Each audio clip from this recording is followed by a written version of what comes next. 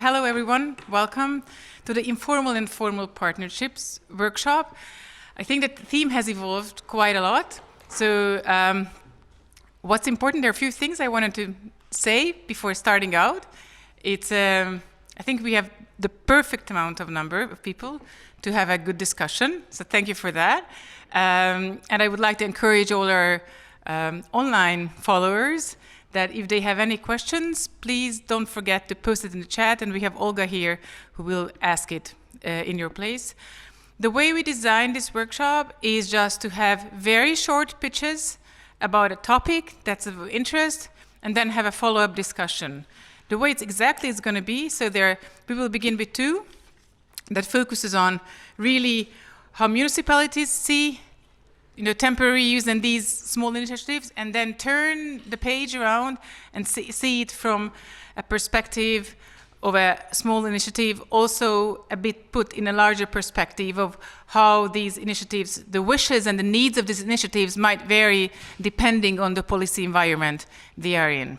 So they each will speak approximately 3 or 4 minutes, short pitches. They actually both prepared beautiful pictures for you.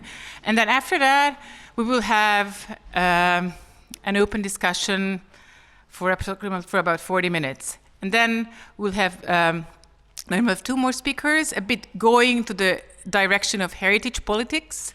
One is going to Tiffany, and the other is going to be Elena. I'm sorry I did not introduce the first 2 distinguished pitch speakers. So this will be Emma from the Municipality of Ghent, and then Dóra from the Central European University, who is also very much engaged in one of OpenHeritage labs at the site of Pomáz. So before speaking too much, I'm going to pass the mic to Emma to make a very short speech, and then that will be directly followed by Dóra, and then we'll begin the discussion. And please get involved as much as possible. We are very curious about your opinion.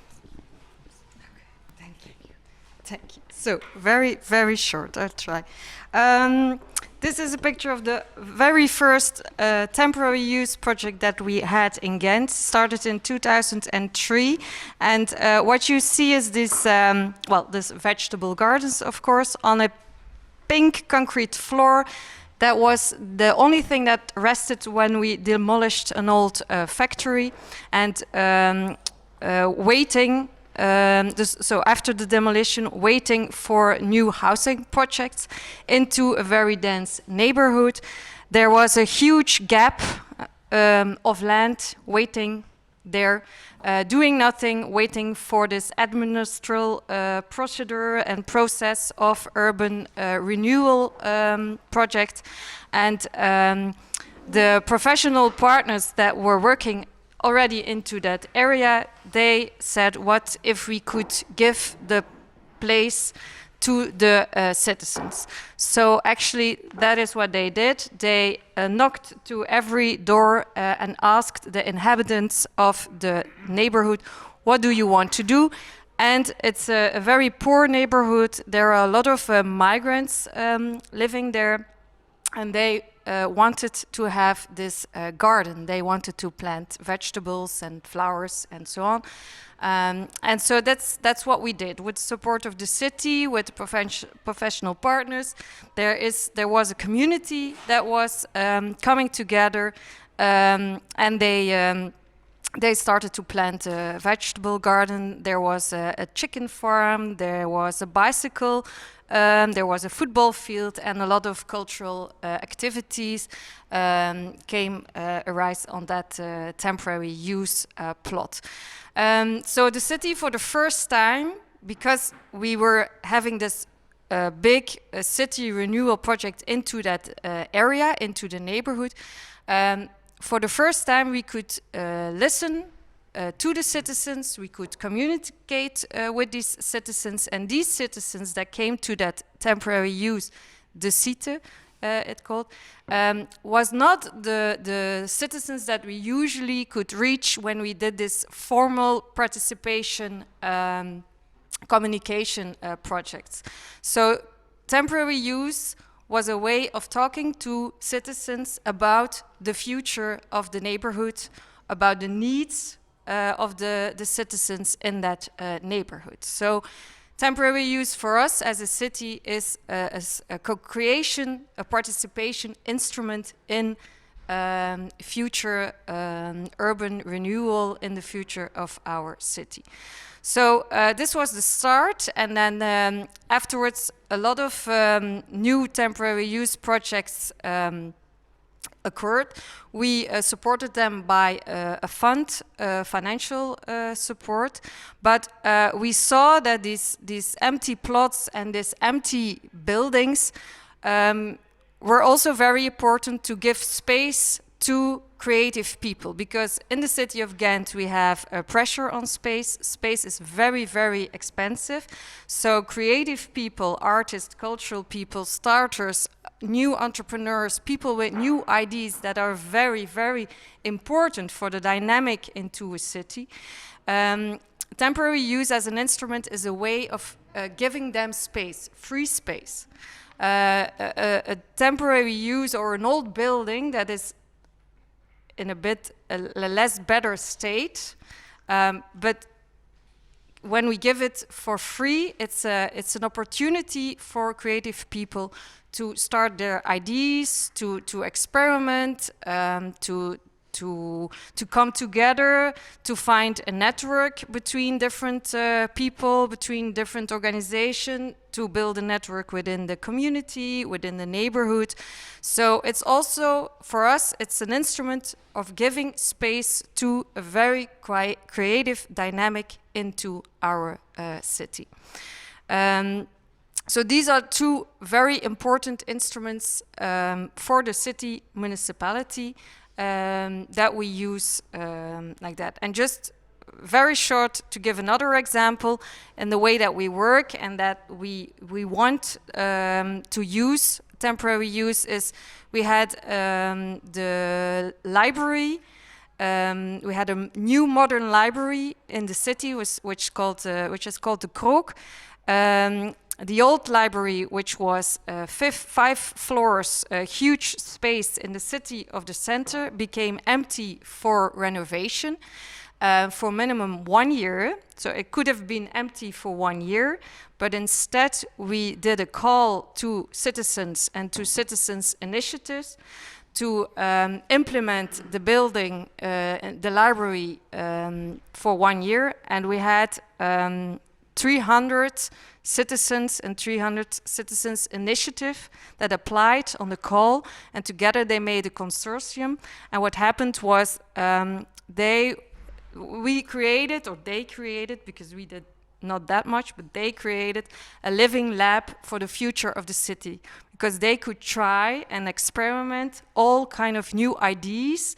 For example, there was a whole scene on sharing mobility organizations, sharing goods, and all other new ideas, innovation ideas they could experiment. And what the most important thing was is that they built a network between them, and some of them came together and built even more bigger projects and new projects. So very short, I'm sorry I went over time, but very short, how we use temporary use in Ghent. I think it's maybe now, just as we agreed, let's have Dóra's intervention from a very different, this is a very welcoming environment that you describe for initiatives. She will describe a very different one, and maybe I think when we have both examples, then we could a bit talk about all these implications and what these initiatives bring to the municipalities and what municipalities bring to the initiatives, and what types of relations, so to what extent formal and what extent informal can develop.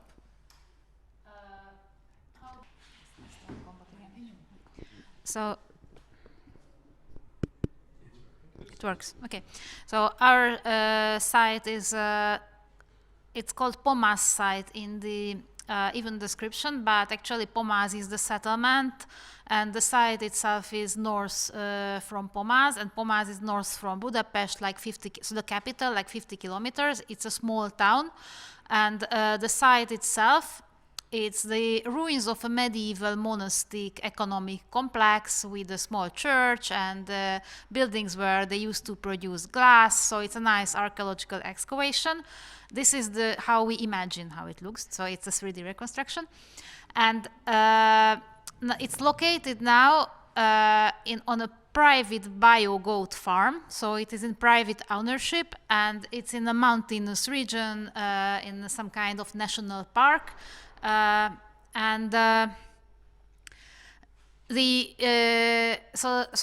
as I told, it belongs to a small town, and some people from this small town, so that it would be nice to make this site, the heritage site, accessible, and they negotiated with the owner of the farm, and he agreed to this. He supported the initiative, and the idea was to turn it into a recreational or educational site, so where people from the nearby settlements can go and have a nice time and learn something about archaeology and nature.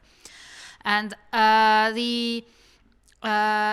time, so we are in Hungary, which aspires to be an illiberal state according to the government, and so the state has a very strong heritage politics and heritage policy. They spend a lot of money on heritage, but not on this kind of heritage, but on big castles and fortifications, and they turn them into hotels, or they are very much tied to the interest groups of a certain group of people. So actually for such initiatives at national level, there is nothing, no access for money, no access for recognition, nothing. And that time when the initiative started, the local municipality was also on the side of the national government, so there was this kind of hostile relationship. They are very suspicious about any kind of bottom-up initiative.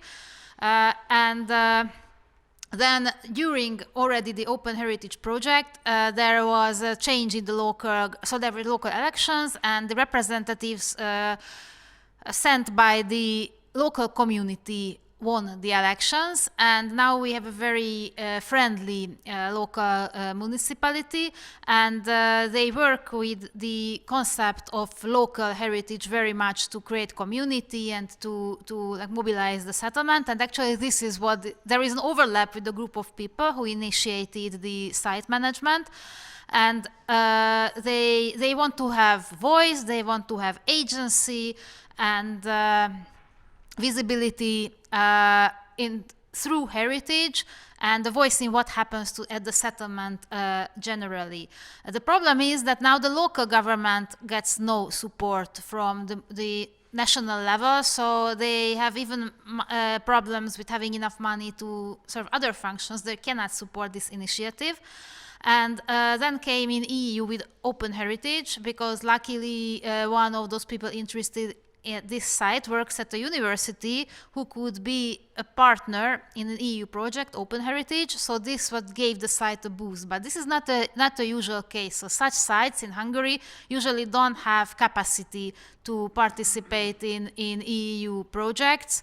And the other issue is that EU projects are for programming, but the actual infrastructure building, like having a toilet if you want to have people there, or other simple things, and operational costs are not covered from such grants. So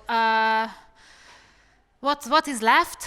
Volunteer work is left, do-it-yourself is left, and a model what we named as slow organic development within OpenHeritage. So building on partnership with various civic organizations, and with occasional partners from the public and private sphere, but what defines the connection with the municipality is to remain independent. So it's very nice to have joint projects. Now we have big programs with local schools, like hundreds of students are coming, and also the municipality previously gave money for school groups to leave the settlement to go for school trips somewhere else, and then one of the members of this group was able to convince them that why don't you give the money for local ethnographic collection development or something like this, and then the kids don't have to travel.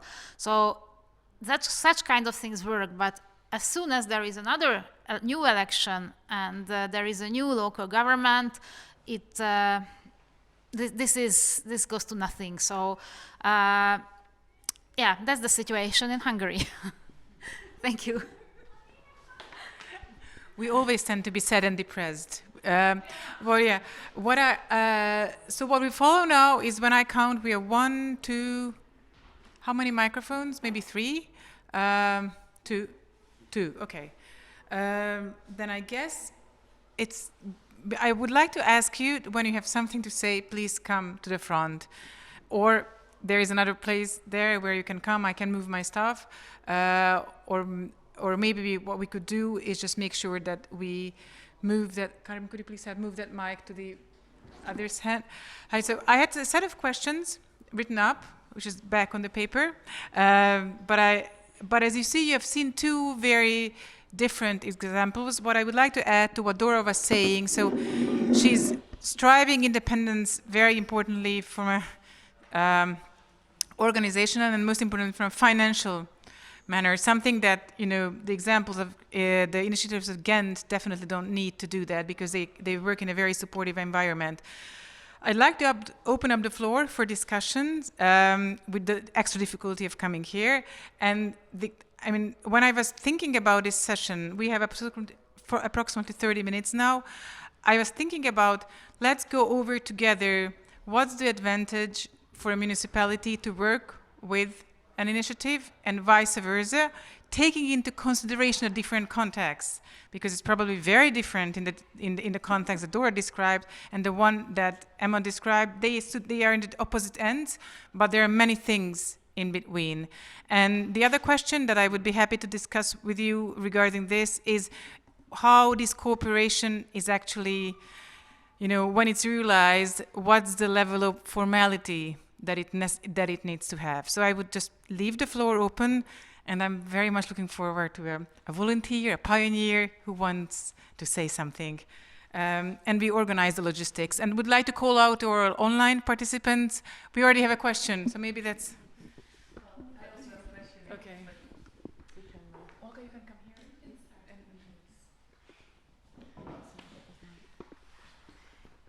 Yeah, in a way I thought it was interesting because now we are also reproducing a bit the sort of like, you know, the Eastern Europe, it's or, you know, Middle Europe, Central Europe is difficult and like here it's much better or something. But I think therefore it's important to kind of separate a bit this kind of hostile environment that can of course, or supportive environment that can happen everywhere, right? And the funding that is available in relation to this. So I think, you know, we in a very different setting, but I have experience in Newcastle of trying to set up a local group that wasn't necessarily met with a lot of, oh yeah, we really would like your input here. And that, I mean, so that can happen despite money being available for certain initiatives. So I think that's really important to kind of also show, as we also saw in the Romanian case this morning, and as we are also seeing in what Dóra just presented, is that it is possible to do things if you have a supportive local authority, even if there is no money, that it's actually quite impossible to do things if you have a money but not a supportive local authority. So there it somehow, yeah, would be, I think, interesting to see how you feel about that separation, but also if you think it's both that are missing or one, or yeah. Maybe Dóra or Emma, if you want to react, I pass on the mic and then get to the question from the online audience. I can react on your question. Please come. Dóra, you can have this one if you want, I think. Sorry, this is a difficulty setup. We need flexibility and adaptation. Hannah, what you asked about whether formalizing these relationships is useful in Hungary, I think it's at the level of whether marriage is important or not. So formalizing, in our case, it means that we declare our intentions and that we are serious about it. And then there are these occasional agreements when we apply for some kind of funding and we have to submit a paper with the agreement, but actually agreements mean nothing if it's not the same people anymore, the intentions change. So Actually, it was even so when the lab was officially formed in OpenHeritage, it took more than 3 years to get to the point that a foundation was established, because nobody felt that marriage is meaningful in this case, so that it makes sense, because it's just administrative burden and we get nowhere with it. So that this was I'm really sad to say this. Okay, no marriages, just long-lasting relationships, I think. And I'm very happy for the comment by Luz that we definitely don't want to recreate this classic Eastern Europe and Western Europe, but we were looking for two very different examples. Thank you. And we have also one more concrete question, which is directed to Emma. And the question is from Andrea Tönke from MRI, our colleague from OpenHeritage. And she's asking, when the individual applicants for the temporary use of the former library formed the consortium, was this process led or facilitated by a key person or organization? And how fast was this process?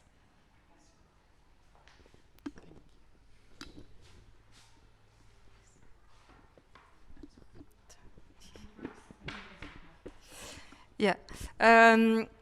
So the call was very open, and the call, even the communication of the call was, we give free space for everyone, so please come and do something and have an ID for the library. But then, luckily, the people who were very excited to do something in this library, there were some of the organizations that really took the lead in building a consortium and taking the process on, bringing everyone together, doing a workshop on what can we do, in which floor can we do something, and bringing them together. What we did as a city, which was very important, is we did one networking event. We invited all the initiatives, and we just brought them together in a space, and they could really connect and talk to each other. And then there were, I don't know, three organizations that said we want to take a lead in this process, and then they brought the consortium together, and we had three proposals on which we selected one. And I think the question was how much time it how long was the process and about the key organization? So if I imagine good, I think they had 3 months, but it really had to be very fast, because this was such an opportunity. So the process was very short, and also the temporary use itself lasted for 1 year and 6 months, I think. So it was very short. But it happened, and it was a big success. A lot of Ghentians are still speaking about the Nest library project. Well, I have a question for you on that, because it's a temporary project. And if I look, for instance, in the city of Amsterdam, we have a lot of creative people working in abandoned industrial sites and whatnot. And as soon as they have to move, they turn against the government, because they say, we need places like this in the city. So if you say, we give you this space, but then we give it you only for a short period of time, doesn't that concern you that these people you are working with today might turn against you tomorrow because they want to create their own space? If you say you can have initiatives, people starting up businesses, creative industry, they need sustenance in their environment.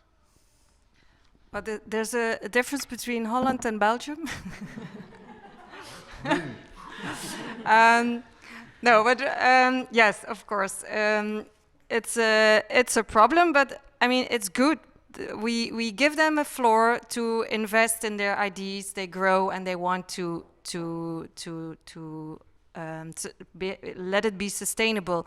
It doesn't have to be always on the place itself. I mean, the temporary use is there for one thing, and the city as a whole could host these projects when they are good. But what is important is that for example, when we use temporary use in an urban renewal project and we test these new functions, then we need to hold them, or we need to make the successful experiment. We want to make them, of course, sustainable. But what we try, and this is what Astrid said in the panel conversation, is we have this neighborhood manager as a city municipality, and my service is working on policy participation, but so we have these brokers, or this neighborhood manager, what we call.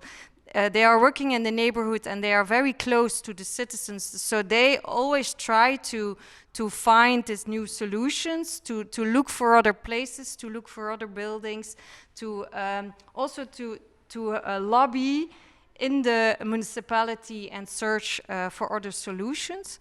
So I think this is very important, that you cannot let a citizens' initiative start and then think, we are done as a municipality. We are not playing a role anymore. We need to play the supporting role till the end, until the next phase.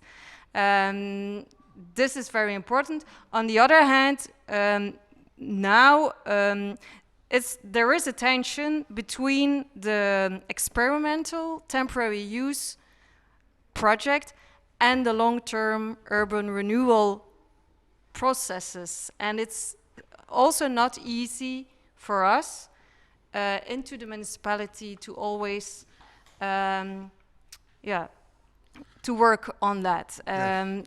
We need to be flexible in our processes, and this is not always looking good and or working well. I think you mentioned one important part, that is this community manager, this link between the municipality and do you also have something as a politics manager, a link between the politicians of the city, who has to, if they want to invest in people and in these kind of initiatives, then they have to turn their attention to a long-term investment, not just you have your nice scheme and you deal with the problems, and we don't give a long-term solution. You have to have this lobby group with politicians that they integrate this in a sustainable future for these initiatives.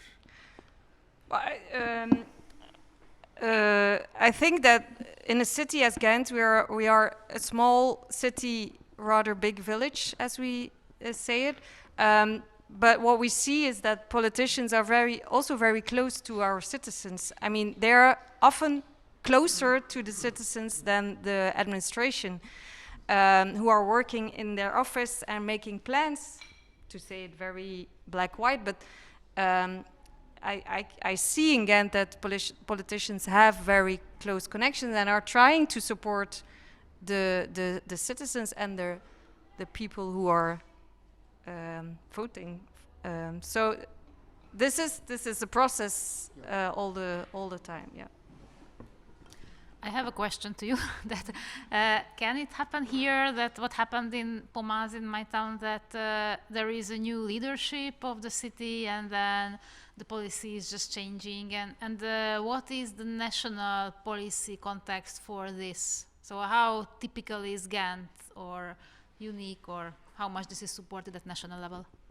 Well, I have to say that last years we have a very stable political scene. It's the same party, more or less. It's the left. So this was very interesting because it's a continuum, and that's important because the mayor, the former mayor, has been a very big ambassador of participation, co-creation, collaboration. So in that scene, I mean, in Europe, often we said Ghent as a good example of participation, co-creation, temporary use, and this is because of this. And I think it's very important to say. So we are very happy with that.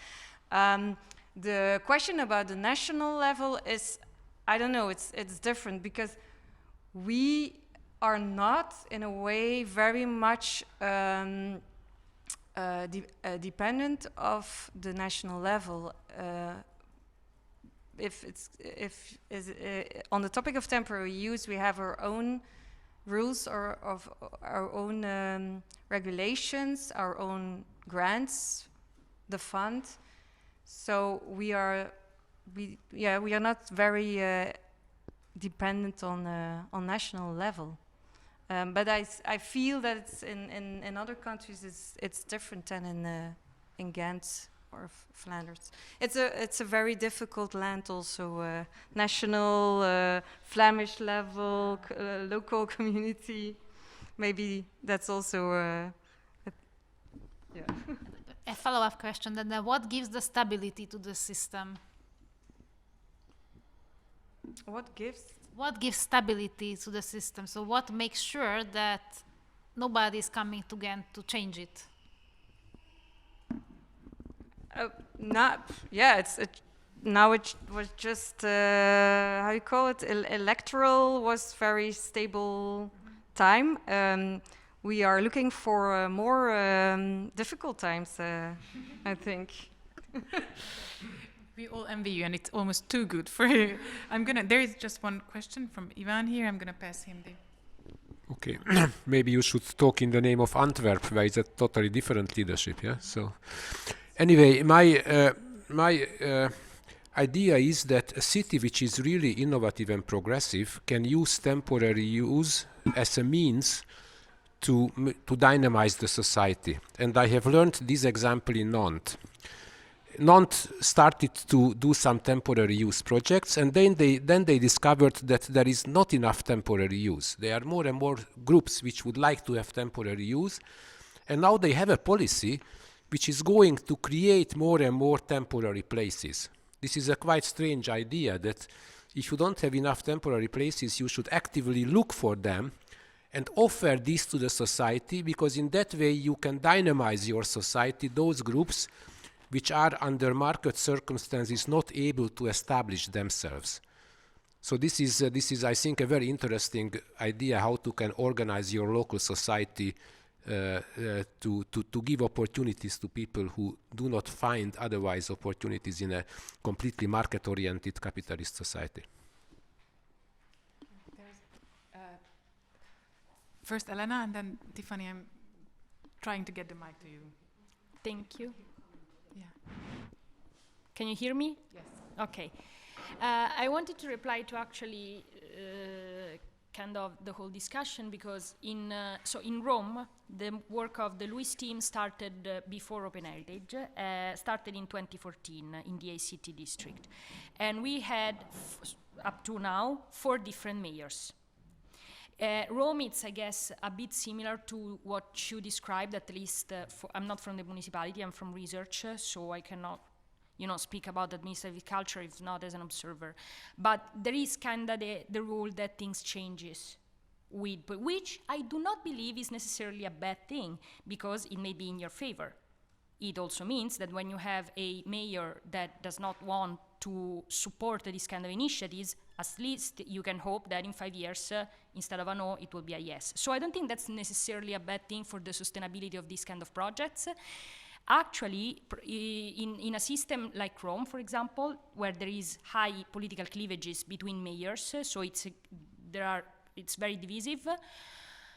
What will make the ACT lab survive over the years, if not flourish sometimes, is precisely being detached from one specific political support. If a mayor or a deputy mayor puts his or her name on a project, it may be the end of it, meaning that it may flourish or it may also die, because the next one, even if it's from the same political party, they may want their own feud to flourish. So that's my 2 cents on this. And then the other thing, which I believe you pointed out, Lois, is that if Ghent if Ghent and Pomáz may represent 2 different poles, opposite poles in terms of the institutional support, maybe. I think that the point you kind of raised, which is important in Rome as well, is that it's not just about the institutional climate, it's also about the social climate. For example, the greatest challenges for the ACT lab, it's not, I mean, the institutions, they just don't see these kind of things until they become big enough somehow that they have to be concerned about it, or they get some political gain from it. What's relevant is more the social climate. So you have other NGOs, you have other actors, more or less political, that may not agree with the kind of voices the lab the initiative represents, or they're just jealous or afraid. Because let's face it, there is competition even when there is no money.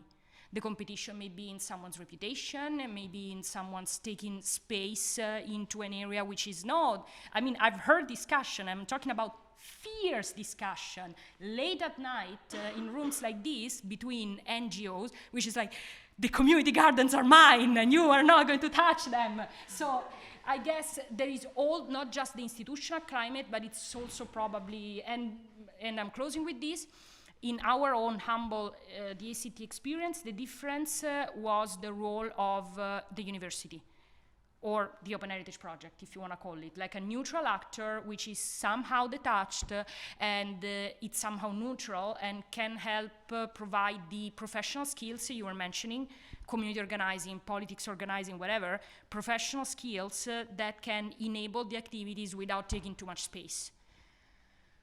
And that's my 2 cents from Rome. Yes, so I wanted to address, and this is a really good point actually, because the examples we had from the City of Ghent are mostly cultural, so of course it speaks to me because I'm the head of a European cultural network. From the grassroots perspective, this temporary use of space is actually seen as a highly unsustainable practice. And I would like to bring my critical view of this and connect it maybe to this morning's discussions. We have a lot of examples in our network of collectives who are sent by their municipalities to one space to repurpose it, to work in it, to develop a community project in it for 5 years, for 6, 7 years, and then get kicked out to the next space where they have to do the same work again. And from the grassroots perspective, you have to understand that, like the community gardens, that's why also people fight, I guess, but also the cultural organizations, the NGOs, they are like in a situation of precarity, so they will take whatever is available, right? This morning there were very interesting discussions about, like, if you want to build a sustainable project in a space, you need to have access to investment. If you want to repurpose properly a building, if you want to develop a community, if you want to really plan a project in a city. And access to investment is highly connected to the way you occupy the space. Like, you cannot get a bank loan to develop a project if you have a 5 years lease. If you have if you are only granted temporary use of space, you can't get access to structural funding from the European Union. So you are disconnected from this access to funding. So you are condemned basically to sustain a very unsustainable model. So I understand the temporary use of space allows some momentum and some temporary economical benefits, but for the sector at large, the grassroots sector, it's unsustainable. Okay, Dóra, can you come out here? Maybe it's quicker and then Luz. Okay, first. Go ahead, Luz, and then because you're the mic. Yeah, and to then follow up, I think this is super important that we are not using organizations as a tool for gentrification, right? That we are not going to, and also that we are not thinking about adaptive heritage reuse or adaptive reuse just as a temporary use thing. Temporary use as a planning tool can be super helpful to make it possible to do adaptive heritage reuse in the beginning. But I think that the kind of prospect, the kind of offering of a long-term engagement with that building and being there, starting maybe in a temporary situation, but the aim is always to have people there long-term is really important, that we are not just using cultural organization as a sort of meanwhile user or as a sort of gentrification method that of course we can very often see. I wanted to react on what Elena said, and that also it connects to what Tiffany said, that the big difference, I think, is not just east and west, but city and countryside. Because you talking about Rome and Ghent and the university towns, and Pomáz is very lucky because it's close to Budapest, and the university professor happens to live there. But also in Italy, I don't know about Belgium, but I'm pretty sure that in Italy there are many small settlements with sites which the local community would be happy to reuse, and they have no this kind of neutral or powerful actor. And actually in the case of Pomáz, it was not the local organization who is the temporary user, not the temporary user who is in the project, but is the university. So I think this rural and big cities, it's also a big difference. And often we just talk about big cities. Thank you, Dóra. We already have a comment about that because I wanted to follow up. Just to react to the now new dichotomy between long-term or permanent and temporary, and I actually agree with in general with your criticism, but I think what we should add to the, let's say, framework is also the values that you create on the long term. And sometimes in Nantes, for example, they have a policy in place where they sustain the values being created continuously. And I don't know about how that is in Ghent, but I think the most important thing is that you are aware about those values and that you also analyze them, monitor them, and that you also put them, as you in a way suggested, include them in your policies. We've been doing some interviews on cultural incubators and how they are integrated in the policies in the Netherlands. And what you see is that more and more these cultural incubators is integrated in economic policies, or cultural and economic policies are integrated with each other. So you also look at the economic value that you create as a city. So you don't have to look at the immediate gain that you have from an incubator or whatever temporary use, but you look at the let's say the economic value, and of course we also have to look at the societal value, and actually also at the value that it creates for area development, for the spatial value. So you have to look at all the values, and then maybe it's not so important anymore if it's temporary or a long-term solution. That really depends on the situation, I think. May I disagree? Please go ahead, and then I think we will switch topics. Which is no, of course. No, I mean, it is important, of course, but I think in that kind of narrative, we can quite easily forget the ethical dimension of, that group that is there doing a lot of work to generate all of that value, but then we forget about that group that was doing a lot of work, and we capture the value. So this, I think, is this sort of important balance constantly. But the group is, I agree with you, the group is part of that value. So absolutely. Yeah. Absolutely, I think you were, yes, you were. Because the things that are said and the criticism is also something that we have taken into account in the years of experiencing with temporary use. And I must say there's a kind of a switch coming from these experiments, and now the way of temporary use, for example, I just give one example, we have now not a lot of buildings that are empty anymore, we have not a lot of old factories anymore that are going to be demolished, but we use the empty churches now, because church was a community place, people came there to meet and to do all kind of activities, and so we try to put that place again into the neighborhood as a community center. And so we have these organizations now where we have community, social, cultural organizations. And the way that we try to use the temporary use now is, instead of doing the refurbishing and renovation of a place, so you could buy the church and renovate it immediately. Now we don't do it. We give the space for minimum 5 years to a kind of consortium that has to build up this new community center into that neighborhood. And then afterwards we try to refurbish the place, building on the experiment of what happened in these 5 years. And so this is the way of trying to put the insights that we learned and the lessons learned of the first experiments into a new instrument of temporary use.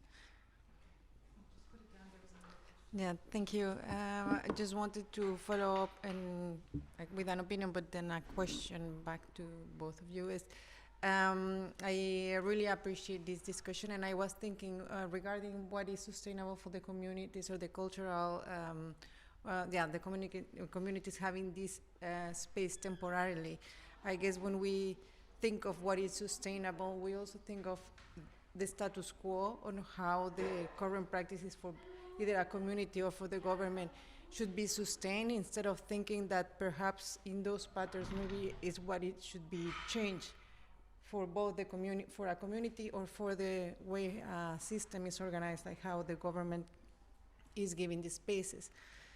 And my question then is, when you think of this sustainability and this contribution that heritage spaces can be giving, how you can maybe think of the bigger connection of how your office, for example, is sustaining a relationship with the communities and giving them this change of mindset where opportunities may appear in formats that are new. And this is something, for example, that we sometimes as heritage professionals, we risk to fail. And then we engage in these conversations that sometimes, what Luz was mentioning, that, okay, but for this group it's not sustainable, but not sustainable in the way we are used to frame it in this current moment. But once you open opportunities for new ways and creative ways to think, you have a mind shift that you then continue implementing into other projects, what becomes available. But also communities then become aware that the status quo has been challenged and they can also propose new things. And I think this is also part of the sustainability discourse that sometimes we forget to actually recognize. And this is maybe one of them. We need to be more explicit as academics and things to say, like, this is what is actually happening. This is the contribution, not in this project continuing forever and forever with the same pattern of funding or whatever norm.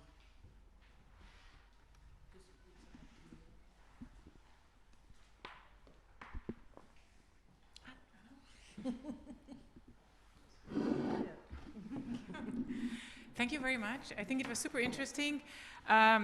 Before going to the next topic, I have just one last question. If someone has an example, I mean, we heard of a very good marriage and about a marriage that never actually took place in Pomáz. Do you have examples of functioning marriages with problems that maybe take place in the countryside? Because I think that was a very important comment that we keep on talking about Ghent, Budapest, or Amsterdam, Rome. Do you happen to know good or moderately good examples where local governments cooperate, maybe using temporary use, maybe some other instruments to support adaptive reuse? Okay. Well, I think the examples that we maybe know about are, again, the sort of like elitist ones that are big estates in the countryside, or I don't know if it's Breda or if it's the province that is working with quite a few places that are supposedly rural, but they are places like this, just not in the city center. So it's a very different situation from a small rural setting. Yeah. Okay, I think Tiffany has a comment, and then I will also give you the. So the royal estate of Carditello in Italy, Daniela, an Italian representative. So it's so this is a royal estate. So it's heritage 1.0, but it was completely in decay. No one cared about it. Like total zero, because it's close to the Reggia di Caserta, which is more touristic. So it was occupied by the Camorra in different. They would just use the space to get to do their own things, from hiding stuff and people to having weddings and things, so just regular use. It started from grassroots, from people in the area who wanted to change this. In particular, there was one person to whom now the foundation is dedicated to, and he was very poor, so he didn't have the means really to do this, but he nonetheless decided to put his truck there. He would sell stuff for a living, so he put it there so he would control the area. At least there was someone looking for it. He received threats and his stuff put on fire and all of these things. Eventually, the state and then of course NGOs, I'm trying to make it brief, and then NGOs started to support these activities, and people got interested in this story thanks to him, because it was very sweet. And then they started a mobilization campaign using social media, blah, blah. It got to the institution, so it received institutional attention. They tried to sell, since this is the law, so they first of all tried to sell the estate to the highest bidder. No one participated to the bid, thankfully. So eventually the ministry decided to purchase it and to turn it into a foundation, but after years and years. And they nominated this person as the legal, somehow, representative of the foundation. This was really sweet. And then he died, but unfortunately he made it just on time to see his dream realized. Now, there is a foundation where the state, the Ministry of Culture, the region, and the city of Sant'Ammaro are part of, but the funding mostly comes from, so they do participate, it's external, it's not public funding. So the state is there to protect and guarantee whatever, but it's mostly foundations, public grants, they participate to bids and get money. And they're now, what they do is they renovate the estate, but they also support local groups to create services around tourism in the area. So for example, now they inaugurated this service which works very well, and people from Naples go there to propose. So they have Mongolfiera. Dani, Mongolfiera. Mongolfiera in English. Yeah, so they fly over the Carditello, which is a symbol to represent, let's look at the past, the Camorra past behind us, and let's elevate ourselves. So now they use it to propose on top of but it's still nice. So the foundation support this kind, so local NGOs to become a little bit more entrepreneur around the reuse of the heritage. So there is the renovation hardcore side, but there is also the intangible side, and it's the country. Sort of. Thank you for being positive, and I think it was a very fun example to close this part of discussion. We will move a bit, and I ask Tiffany first to come here. We will stay with small initiatives, but a bit talk about their role when they cooperate with municipalities in a bit heritage politics. So. Yes, so as I was saying, I represent 140 arts and culture organizations, all grassroots, in 40 different countries in Europe. Our name is Trans-Europe ALS, and what we do is we repurpose post-industrial buildings, but now new typologies of buildings like other kinds of heritage buildings, now commercial buildings, public spaces like bridges and things like that. So I wanted to bring the conversation to the level of different questions we are asking ourselves when we are looking at the orientations of the European Commission, throughout which we are mostly funded, and questions that, of course, are connected to heritage. So the first one is a big conversation we were associated with concerning the future of international cultural relations for the cultural sector, of course. But my question, and I'm just going to ask questions because we're here to discuss, is when we speak of cultural heritage in particular, this is what interests us, but of course of heritage in general, like our standpoint is that you cannot think about the future of international cultural relations if you don't ask yourself how to decolonize our cultural relations at an international level.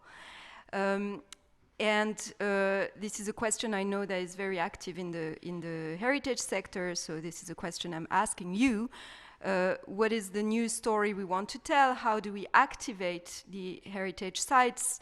How do we not hide the past of buildings in our network? For example, we have ex-fascist military bases, bunker spaces. We have a former torture center also we have also centers in Ukraine that we have absolutely no idea what they are going to become right now. How do we make amends, reconciliate, restitute, collaborate on healthier basis? And to me, personally, my very big question is how do we put things in place to diversify the heritage leadership? How do we build new partnerships in the heritage? Because we understand from our cultural perspective that new perspectives bring new stories.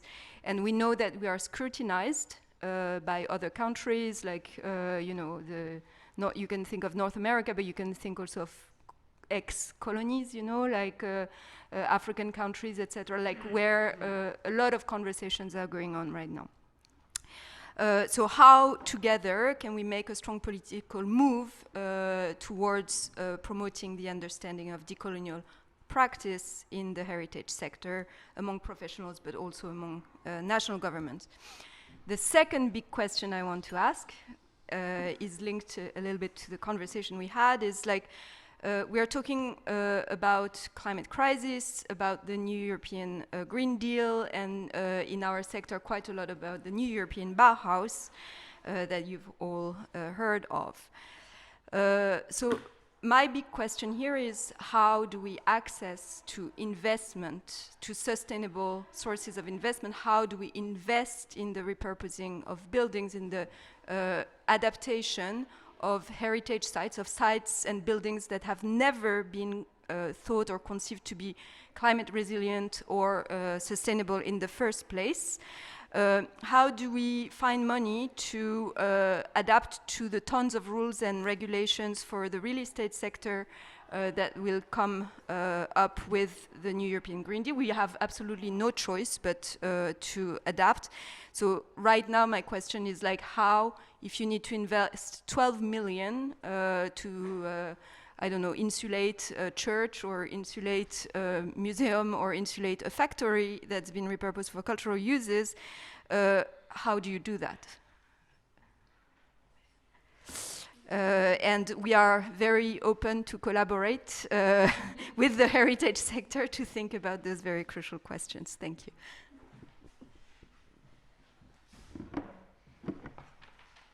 Thank you, Tiffany, very much. I hope you noted down the questions then, because we will return to that. But before that, Elena will present a very interesting case, again, very shortly, that actually will touch upon also environmental issues and heritage politics.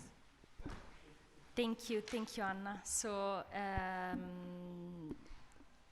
I've already talked a little bit about the Rome ECT lab, and we will not get into the specific of that right now, but we wanted to share with you one actor that proved, and one, let's say, space that proved an important tool, not just in terms of the kind of networking opportunities provided to the lab, but also in terms of, like, as a legal tool. And it brings to it the broader reflection of how the EU can take into account not just its own laws and its own policies, but also international policies that can somehow, especially in the field of heritage, bring a different perspective.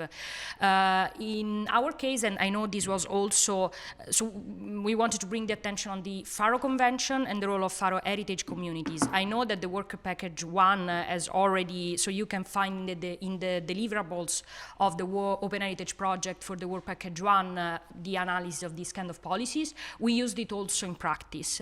So what the Faro Convention does is they foresee these heritage communities, and there is not just the formal provision of what an heritage community is, but there is also a set of tools, a self-assessment, model bylaws, and all these kind of things that you can actually take, implement, and use. And then there is a network. So the Council of Europe organizes through the Venice office the network of Faro Heritage Communities, called Faro Heritage Communities Convention Network. They meet annually, but they also provide an environment for these kind of communities to flourish. So at the beginning, what we as scholars knew about the convention, so we wanted to use it in a way sort of like very normatively, like we started to think about this and to wonder if this could be used in the case of Rome. So while the heritage communities are supposedly a way for the Council of Europe to protect ethnic minorities or any kind of minority legally established as such or self-perceived as such, to provide them with a sort of protection and the legitimacy to take care of forms of heritage that are not recognized as national heritage, even if that did not apply specifically to the Rome city, at least not completely.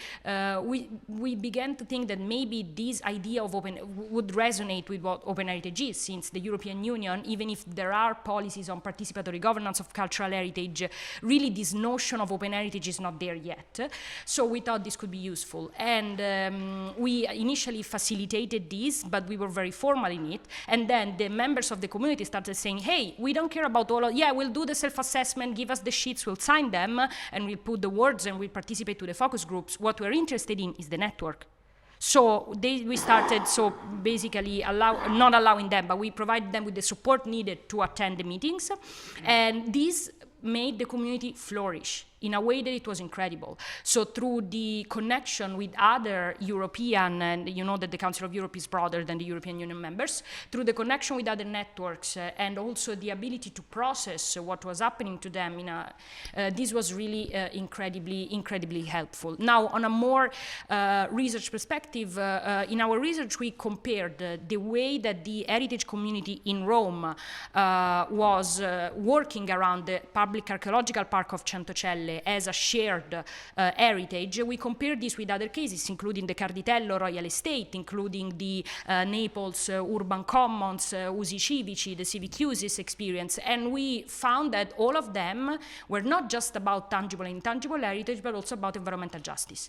So we realized that what these cases had in common, even if the legal tools was different, the institutional context is different, several things are different, but what they had in common was the connection between heritage and the environment, as Anna was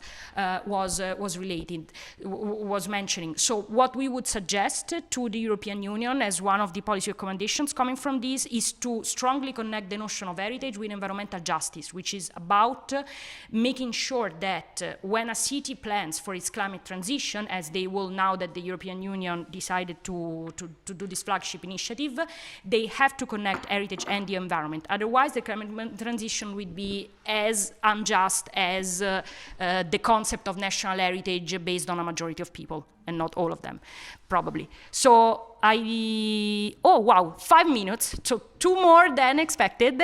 Thank you for giving us the chance to share our research.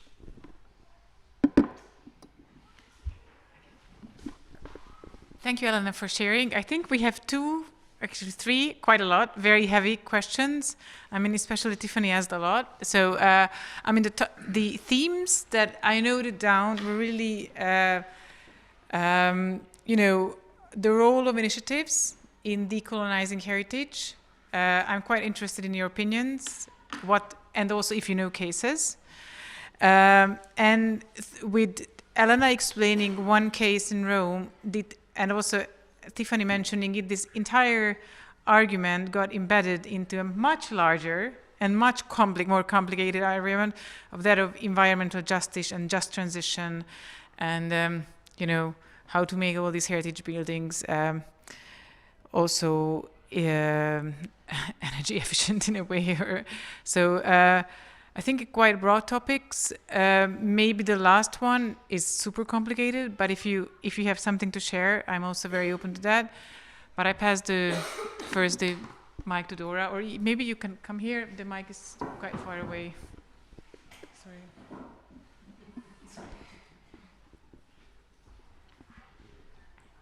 I have a question about what Elena mentioned, that in heritage, it's quite like it's not so you are not the only one, obviously, who raises this, but it's everywhere now that environmental justice and environmental approaches should be combined. But often people in environmental sciences, politics, they work with quantitative methods, and so I participated in a joint horizon now with environmental scientists working on nature-based solutions in cities, and they wanted to bring in somehow heritage, or some of them, and it just, so it's, I wonder what will come out of this EU call, because it's just so difficult. So do you have any experiences where this initiative comes from the other side with some kind of understanding and success of this combination of quantitative and qualitative? I think it's a very good point. So I leave the floor open. I think Elena is in, and I think Luce, you also wanted to add, and really, the floor is open. I took the mic to you just to say thank you for that, because this is why I moved to Washington, D.C., because my current job is an interdisciplinary team created within Georgtown University, where I am the governance person, and it's composed of 20 people, more or less, mathematicians, physicists, climate scientists, earth scientists, and hopefully soon more governance people. So the point is that there are disciplinary disconnections. For sure, 100%, and certainly they resonate in the policy world as such. Now, before I give the floor to the person who actually got it first, I just want to say that it is incredibly challenging, because what I see while working with my colleagues is they learn a lot from me. It is harder for me to learn from you. But what they do, what most hard rocket scientists in environmental justice, in the environmental justice space do, is they build models. Put it together, resource, energy, energy variables, resource variables, and economic variables, trying to move beyond the GDP. What they completely miss is all of our stuff. They do not know how to put our things into their models, but we can do some things with their models. So what I'm trying to convince them to do is, why don't you use these models, it's not just for governments, which is what they build them for, but why don't you build them for cities? Why don't you build them for communities? Why don't you build the user-friendly tools, maybe put them on the platform that everyone can use, and this way, maybe cities can justify their policies in a more justice-oriented way, because, hey, look at what's gonna happen graphically unless we do this, this, and that. So my point is that there are a lot of people, certainly there is a disjuncture, as you said, but there are people working on this, and I'm sure that we will see something interesting very soon. Sorry, thank you. No, I was too excited. It's perfect. Because the point I wanted to make actually was that I think it's super important that we are not talking just about environmental justice, but also about social justice, and this links to the decolonizing question, and this, and that they are linked, of course, because these models are made by people who, are growing up in institutionally racist environments. These models are racist. We know this. We know how they work. Algorithms are very problematic in this way, models. So we really need to think about both, and not just integrate heritage in the sort of like environmental justice side, but also really think about the other side, which is part of the same side, and to really think about how we are using heritage in all these narratives. So not just to focus then on like a toxic side or, a difficult history, but like all heritage is contested, can be contested, has different sides by different people experience very differently. So to think about this just in a particular area, like, oh, we know that this now with the Ukraine, it's easy to kind of say like, this is the area where it's difficult because of war. and yeah, there is all these kind of like ways of making it sound like these things only apply in certain areas or in certain cases, which is not true, of course. We always have to include the social and the environmental justice side and really think about this and how we are using heritage in that context. I think I just wanted to add something that just kept me thinking about the role of communication. I'll try to give an example. As I was talking about energy efficiency issues with a group of experts about Budapest, and they tend to want to insulate everything, and then at the same time you kind of face, okay, but what are you going to do with the entire inner city? I mean, it's definitely not something I totally understand from an energy perspective that it's probably useful, but it will ruin quite a lot, not only the buildings but the entire feeling of the city. So it will destroy the heritage. The point I'm trying to make is that obviously there's no money for that, so that the buildings feel they are totally safe. Is that one of the communication things that the challenges is that I think and the environment and heritage there seems to be a giant gap between them, although there should not be. Is that we are raised in different disciplines because you cannot study everything at the university. At the same time, when you face real life problems, reusing heritage in an environmentally and social just way and decolonizing the thinking about it, then you're required to think very holistically and required to create very holistic policies, which is sometimes a challenge. And communication seems to be like step zero. And that's not even good policy, that's the basics. Well, if I look at the environmental and climate change adaptation part of heritage, the heritage we still have because of its adaptivity. Otherwise it was gone long ago. Problems we face now might be faster, but are not new. And people in all periods have related to their environment, and they have related by building things, by building systems. And what we have lost in heritage professionals a lot is the thinking in systems. We are thinking in museum pieces, and that can be from a vase to a building, but it is part of an integral system. And if you look back at the system, you can say, oh, well, this system has worked for a lot of people in this and this and this way. And sometimes it didn't work, but then we can also say it didn't work in this and this and this way. So the data that we as heritage professionals with research, good historical research, can provide to people who are making the nowadays models can be vital to check these models on a historic timeline. And then heritage is something that is alive in their research. It's necessary, it's a source. And we can say, well, this works in this particular area, or in this particular town, or in this particular system. And therefore it gives something that is, well, owned by a local community, owned by a local group. So you can also sell the decisions you have to make for climate adaptation to local people by saying, well, this is the way they have done it for ages in this place. And then they can be proud of their place being adaptive in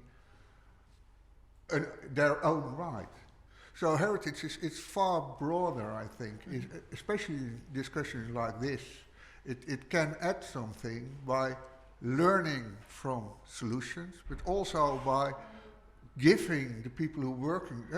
I've spoken to a lot of engineers who have this mindset that they have the best education for making solutions for the future. And I said, this is exact the mindset of an engineer. This is exact the mindset you want of an engineer. But the engineers of 400 years back have the same mindset. And they worked on the same method. So if you learn from them, you know that you can add something to knowledge. And then I show them this is the data they've provided. And say, this is not heritage data, this is engineer data. Where did you get this? Your own archives. But they don't know they have an archive because they have this highly trained, modern way of looking to the future. And that is also a very important part heritage can play, especially in these great transitions. Okay, anyone wanting to add something? Yes, very good. Yeah, super broad questions on the table, but still I'm triggered about it, and it reminded me, and it's maybe, I don't know, hopefully interesting for you to share my experience a week ago in Rotterdam, where there was a program on History Matters. It was actually focused on, you know about it? It started with a couple of books that are being made at the moment directly related to Rotterdam and other cities in the Netherlands about colonization and slavery histories. And I think it was really beautiful to see how these histories really helped a very diverse audience to sort of think about their own identities. Actually, for my feeling, for the first time, they were also able to relate differently to the history of Rotterdam in this case, and so it empowers them.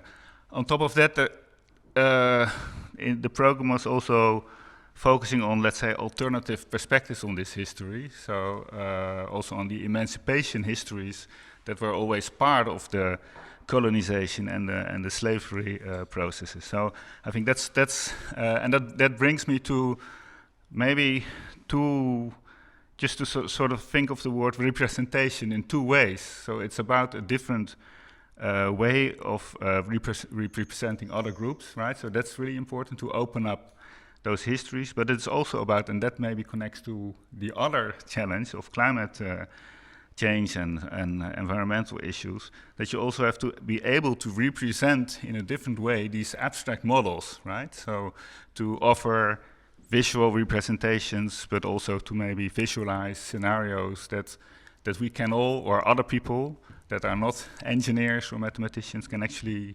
understand. So I think representation in a double alternative representation could be really important to tackle these really broad issues here. I will pass. I think it's also the question, in the meantime I'm going to Tiffany and take it's also the question when it comes to, no, you need to come here, I'm sorry, that's close to impossible, I can see that.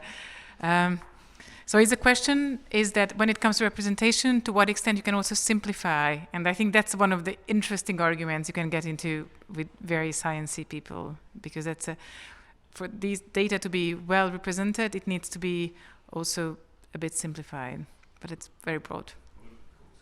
Okay.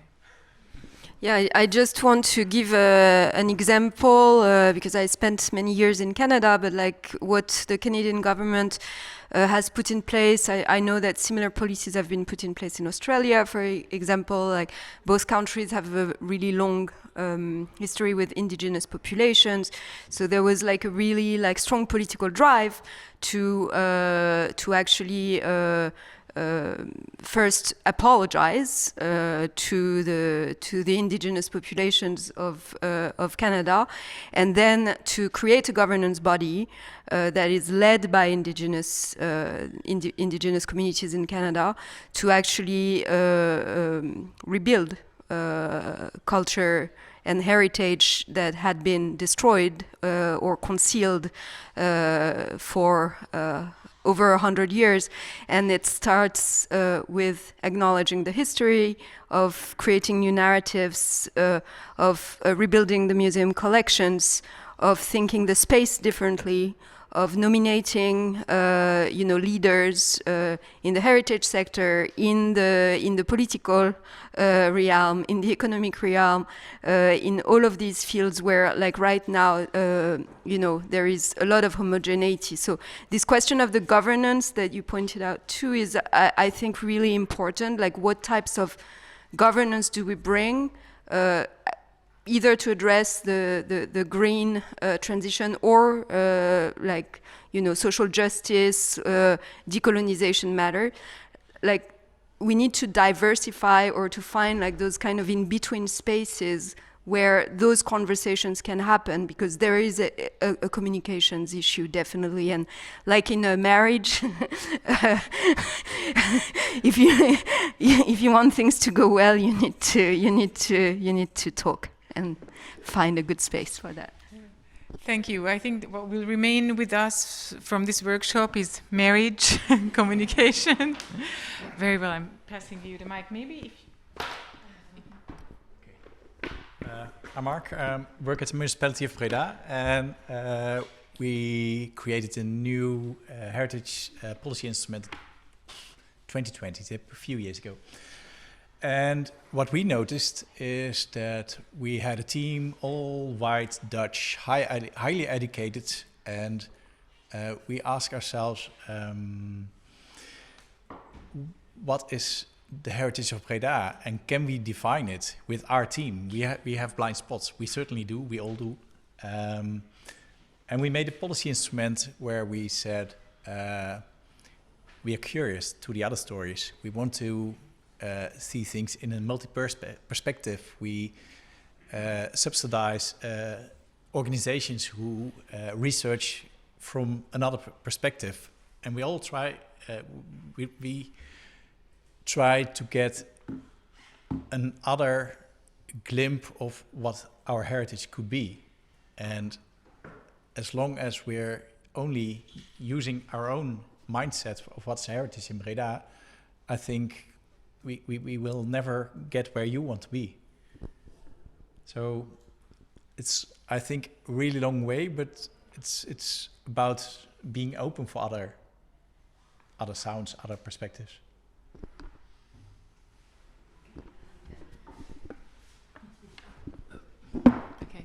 I will just I have a question to Mark. So it was super interesting what you were saying. Do you already have tangible or intangible results that you can say? I mean, you absolutely rearrange how you do heritage policies, and what have been the results so far?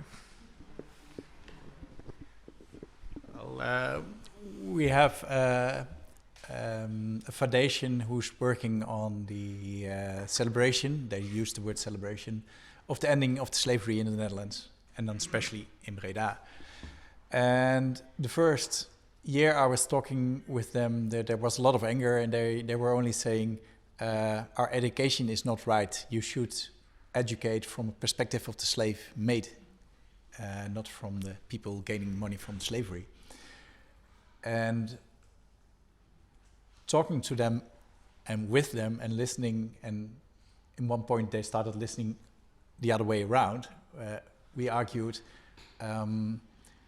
we have to tell the story we're used to, because that's the way you can explain the richness of the Netherlands, but you also have to tell the other story. And it took us about 2.5 years trusting each other and being able to say that. And when they got to our city council, they made a paper and they wanted a discussion about it. And in Breda, you can, if you got, I think 50 signatures, you can get some time at city council. And in the end, they wanted an education program to get more knowledge about the slave maid, but they stood for the multi-perspective sound, and that was really a big step for me.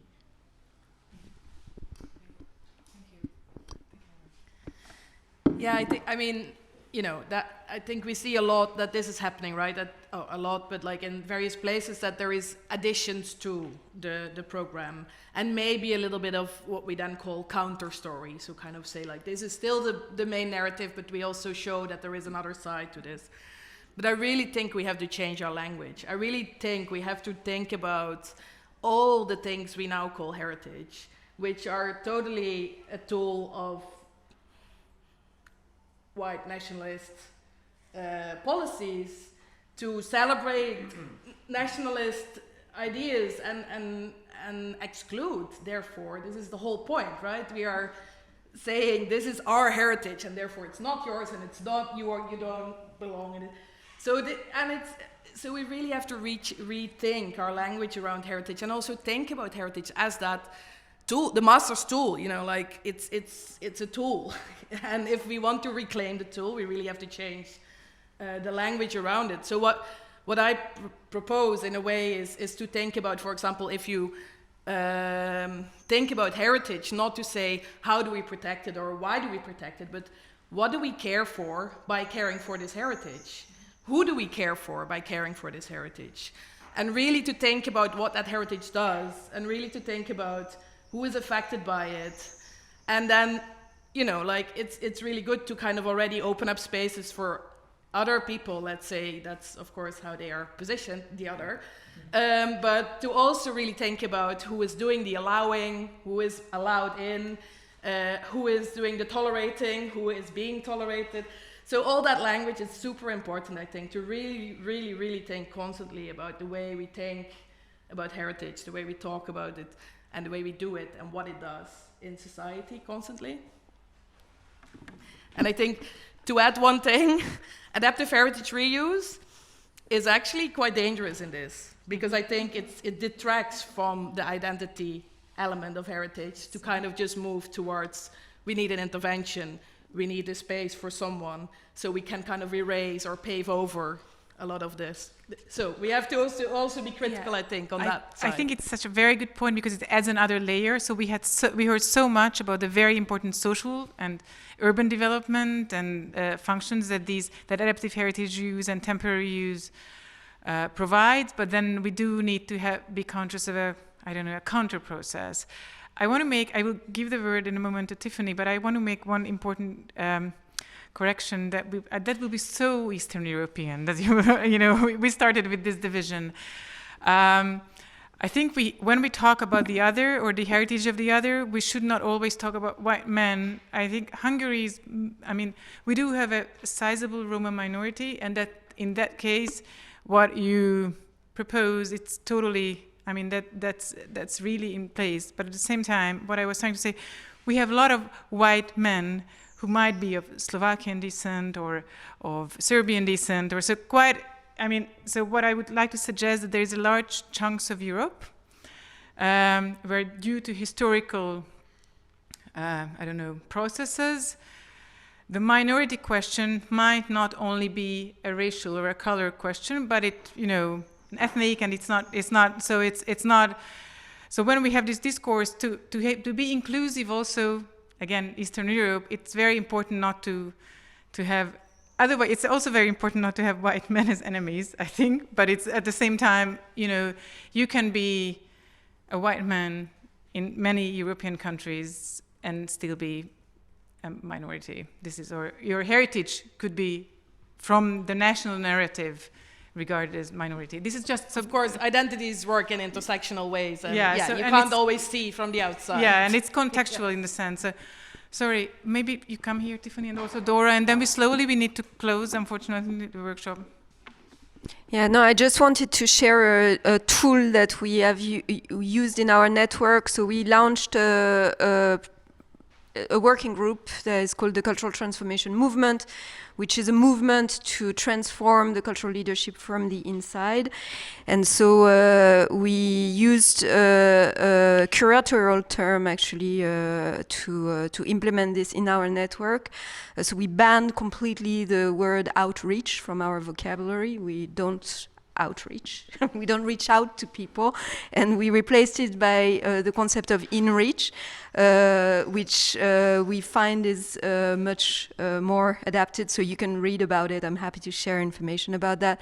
But the concept is that you, as an institution, as a cultural institution, or as a heritage site, like, you don't get out there to bring people inside your own built narrative, but you get out there and assess the needs, the identities of the communities that are surrounding that place, that are changing constantly as well, and adapt your proposal, your like integrate people from those communities inside your leadership, inside the decision-making processes, and of course into the programming of the space. So it's a way to rather transform the institution from inside to be more hospitable and to be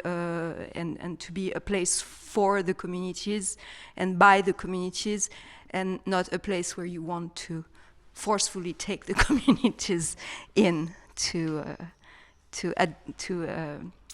how do you say, stick to the dominant narrative.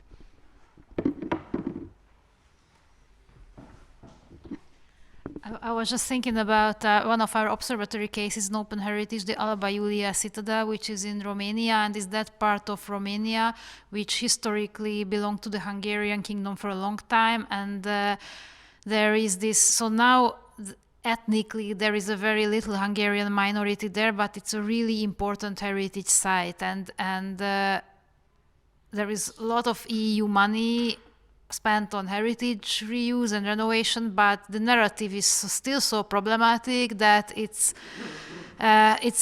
like what to do, and there are people hurting there, and whatever narrative you come up with, which is neither the one nor the other, it hurts for somebody. And this was my question to you and to Luz, maybe, that what do you do with these people hurting?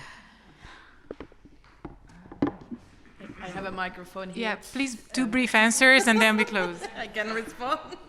Well, I think there are many cases to learn from in this situation. I guess the one that I know a little bit because of my current situation in the UK is the Northern Ireland, kind of the border between Northern Ireland and the Irish Republic. So there is loads of heritage sites there that actually are, you know, very contested, and there are very different narratives and stories, and of course with all the history there, but they are actually actively used to kind of offer platform for reconciliation and like conversation. I'm not saying this is an ideal situation and everything is great, all of that, not at all, but actually the money they get for restoration and for museums and stuff is a lot of peace money. It's actually not coming from any kind of heritage background, but it's really acknowledging that these sites are important in building peace and in building new relations between communities with each other. So I guess that's an important part of it, is to acknowledge that there are, you know, like, there are some situations in which we can be very clear, you know, maybe some stories don't need to be told. We don't, you know, we don't need to celebrate again these people who murdered a lot of people, but we can kind of really commemorate, and we can think about what it means. We can think about the different kind of perspectives on a site and use that site to kind of really like try and facilitate that conversation. And that's super difficult, of course, but I think that's then what the only way to kind of go forward. If that's what they want, right? So this is also, like, I think you should have the right to refuse all this and to not share your you know, relation with a place or all of this. Yeah, to just say this is, I don't want to engage with this. Yeah. Reflections from Okay. It's actually, I think it's double. First of all, if we all recognize its heritage, then we from the municipality say it should have a function, it should be used, otherwise it will vanish. In the Netherlands at this moment, housing is a problem, so every conversion is housing, and that's not really a difficult solution where the identity from one group or another group is a problem. So reconverting to housing is most of the time quite easy. There was one last comment from Stephen, if I ever get, maybe from here, and then we do need to close. Here you go. I feel a little bit uncomfortable being a white man here. The thing I see here is that we're talking about history of buildings, but then again we are here in a monastery, we kind of like it. So I think I have my questions about perspective. Remember what happened in these places. We're not questioning this, but on the other hand, we're questioning other stuff. So it is a little bit being political correct, talking about this and not about that. I don't know. I think it's a very complicated discussion. I think we also very much question this phase, in that it's part of it for sure. Yes, but okay. So we can rethink our past. We have to rethink, but do we have to rethink our past with the knowledge of today, or do we have to rethink our past with the knowledge of that time? It's a difficult one. I think it's a very difficult question, but I mean, I enjoy this conversation, but it's in 15 minutes. Actually, a new session is starting. So if you bear with us, I'm happy going on. But it's no, I think. I do, but actually I have to go downstairs. Yeah. So I'm really sorry. I mean, Tiffany has talked more, but maybe just give one. I'm sorry, I don't know your name. Okay. Luz, is there a mic there? Just one last comment, really, and then we are off for a break.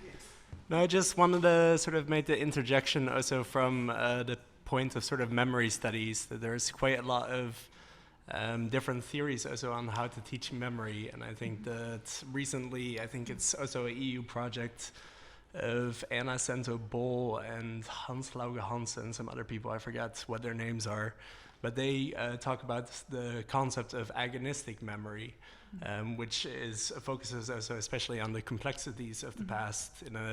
I think that also sometimes can be useful to have those theories in terms of how we discuss memory, and to have a little bit more specific also from theoretical perspectives of memory studies, and in terms of questions of also the role of emotions in these kind of conversations, which I think these conversations are inherently emotional, and that's also a big part of agonistic memory, but and then also the role of historical context and everything connected to it.